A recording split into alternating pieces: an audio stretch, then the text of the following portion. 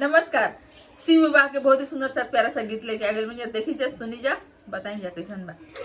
अरे यहाँ पारा जोगिया हो जगाए काठाना ले, यहाँ पारा गौरा नहास यारे, ओहा पारा जोगिया हो जगाए काठाने ले, यहाँ पारा गौरा नहास यारे, गौरा के सूरत देखी जोगी मुरा छाइले, गिरले जमुनावा के तीर यारे, गौरा के सूरत देखी जोगी मुरु छाइले, गिरले जमुनावा के तीर यारे, किया तू हुए जोगी भंगिया के मातला, किया तोहर बथेला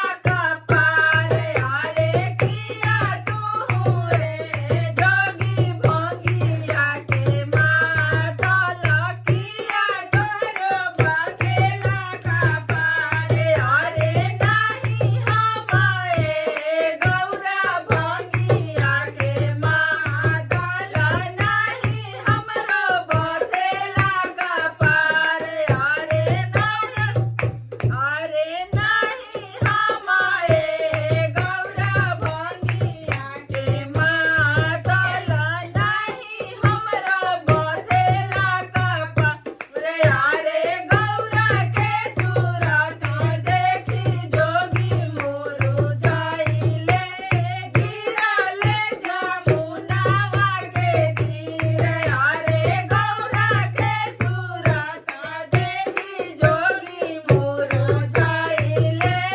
गिरले जमुनावा के तीर यारे, के तो से जोगी दिहाले जनमावा के गढ़ेला तोरो रूप यारे, के तो के गौरा दिहाले जनमावा के गढ़ेला तोरो रूप यारे, माई बाप के कोखिया में लिहानी जनमावा, रूपावा गढ़ेले भगवान यारे, माई बाप के कोखिया से लिहानी जनमावा, रूपावा गढ़ेले भगवान।